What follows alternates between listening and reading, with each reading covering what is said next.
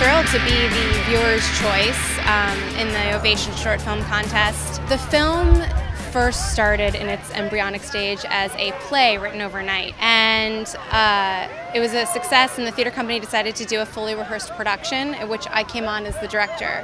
And I was lucky enough to have a very enthusiastic audience member, Stephen Chbosky, in the audience, who is an executive producer and fantastic writer.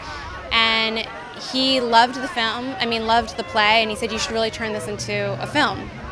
And years later, I ran into him and he asked if I had, and when I said no, he asked what was holding me back, and he offered to come on as the executive producer, which was amazing. And then at that point, I felt like I was given a great opportunity, and I really got cracking. I pulled out the play and rewrote it for the screen. And Clifford can't dance. That makes him sad most of all. Because it's hard to get a girlfriend unless you know how to dance.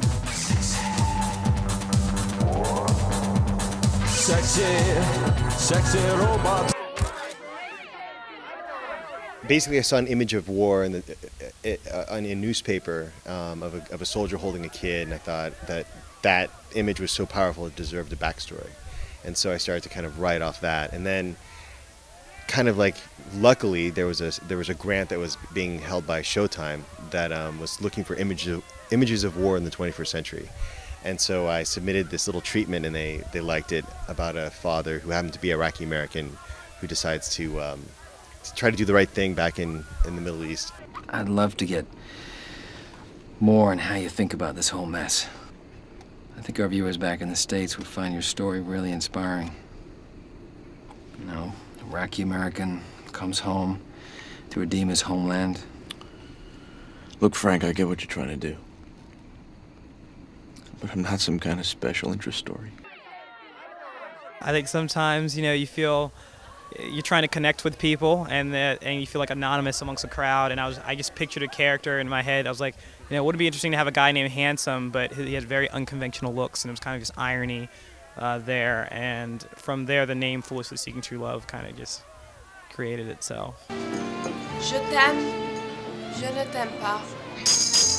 Handsome Freeman was anything but.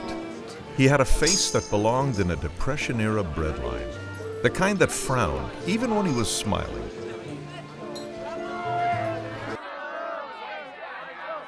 The idea for Primera Comunión came from pretty much childhood. I've had the story brewing for a long time. My family's from rural Mexico, and I've always been really fascinated by the idea of going back to a very similar village to the one that my family comes from to develop a dramatic storyline that kind of bridges my life here in the United States to where I came from in Mexico.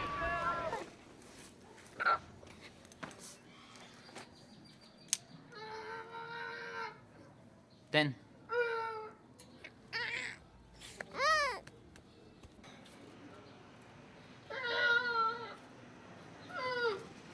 Que te hagas hombre. Trials and tribulations, there are so many in this production.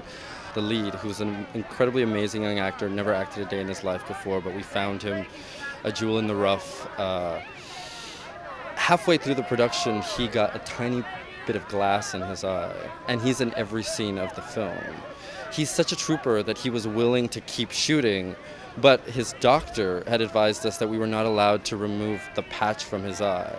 And since we are halfway through the film and he's in every shot, I couldn't suddenly come up with a way to incorporate an eye patch into the story. So we actually had to break down the entire production.